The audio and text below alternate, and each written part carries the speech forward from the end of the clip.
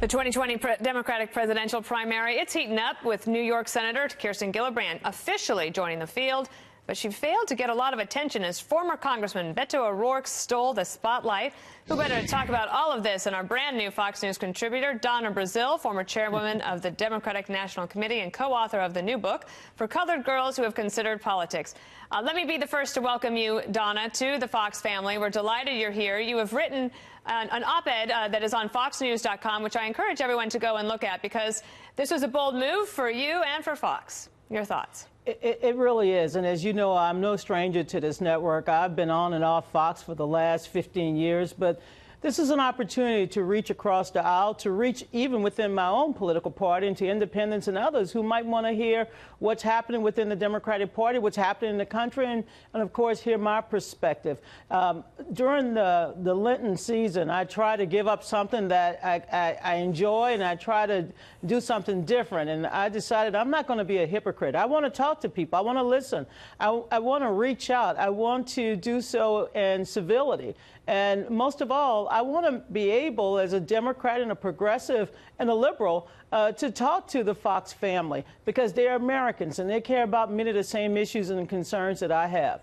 You've been friends with a lot of folks for a long time, of course, Sean Hannity, Tucker Carlson, me, Karl Rove, but others too. You've been a co-host on The Five when you filled in once or twice for Juan Williams. So you're no stranger to it. But one of the things you said in your op-ed I thought was very interesting was that something that your mom taught you when you were a little girl, because you grew up with a big family.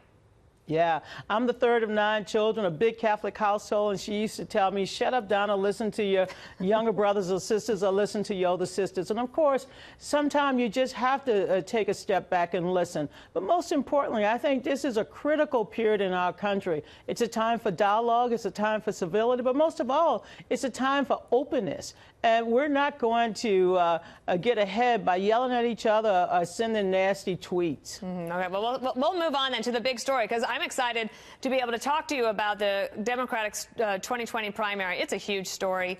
And just this week, it's like every weekend this year since 2019 started, there's a new Democratic candidate every weekend. This past weekend, Kirsten Gillibrand, she announced that she's officially running, but it was Beto O'Rourke who really stole a lot of the show. And here's a picture of his crowds versus crowds for Amy Klobuchar, the senator from Minnesota up there.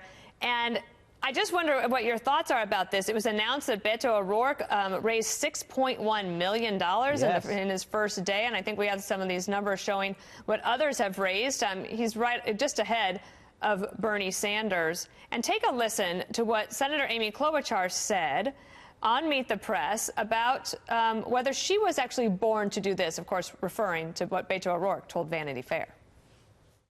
Do you feel born to do this? Oh, that's the Beto line. It was the Beto line, but okay. You brought it up. I'm just curious. No, I will say that, yeah. you know, I have a lot of respect for Beto, and it's great to have some Texas in this race. But no, I wasn't born to run for office, just because growing up in the 70s in the middle of the country, I don't think many people thought a girl could be president. I wasn't born to run, but I am running.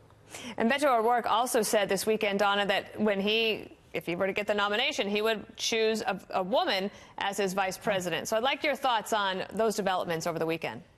First of all, welcome to the race. This is a very large and exciting field. We have so many dynamic candidates on the Democratic side, whether they come from big states like Texas or California, or small states like, of course, Vermont. We have, I think, inside the Democratic Party, a very experienced crop of candidates who bring what I think a lot of missing ingredients to the public table. We're going to hear from them over the course of the next few months as they go out there and make their case to the American people. But there's one thing we should understand, especially what I see in the Democratic Party, is that small dollar donors are fueling this. They are engaged. They're excited about these candidates. The fact that Mr. Beto O'Rourke Robert Francis O'Rourke, I like to call him Congressman, the fact that he could raise so much money in 24 hours, it just shows you that there's a lot of energy, there's a lot of enthusiasm, And I think this is a party that is caffeinated and ready to come out the wilderness and reclaim the White House in 2020. Well, one of the things, obviously, it's going to be a tough race. It's going to be close, we believe. Okay, you believe that. I know you believe that. It's going to be close. Listen to what Sydney Holland, she was an Iowa student, so she said this over the weekend, University of Iowa. I wanted to hear Beto O'Rourke personally, and he delivered. He was down to earth, so humble. I can tell that he cares about each and every one of us. And I just want to contrast that with some poll numbers from President Trump on Quinnipiac University just last week, saying, on the question, do you think President Trump cares about average Americans or not? 39% said yes, 58% said no. Perhaps not determinative of who ends up winning an election, but how do you turn those numbers around if you're President Trump? And do you think that something like what Beto can do, it sounds really good, but the details are a little loose?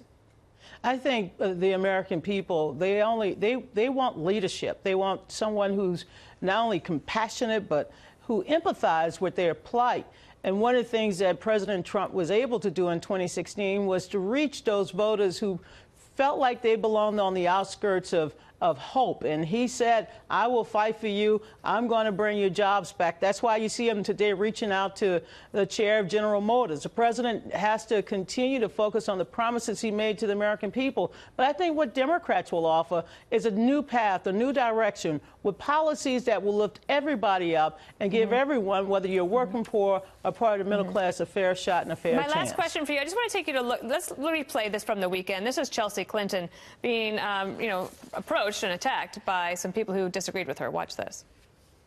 I'm so sorry that you've given her. Well, certainly it was never my intention. I do believe words matter. I believe we have to show they do matter. And this right here is the result of a massacre stoked by people like you and the words that you will put out into the world. And I want you to know that, and I want you to feel that deep inside. The 49 people died because of the rhetoric that you put out there. I'm so sorry. All right, that was obviously tempers running pretty hot. But what do you do, Donna, when you have the Democratic Party, fighting about anti-Semitism within its own party?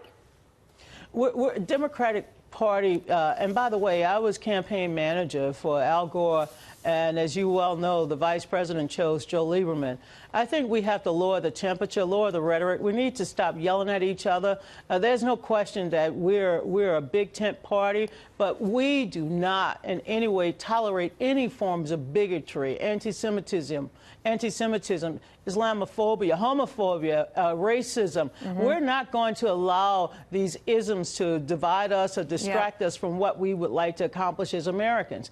Let me just say this on a personal note. Chelsea Clinton is a woman of valor, and I admired her courage and the way that she was composed during that entire process. But she is a leader, and I also believe that she's a healer. All right. Well, Donna Brazile, again, welcome to Fox News. Delighted to have you. We look forward to having you again. And next time you come to the 5, you got to bring us something to eat. I'm bringing you some gumbo. And by the way, this was my debut, not debut. Okay. All right, debut. All right. B-O-O. All right. Thank you so much.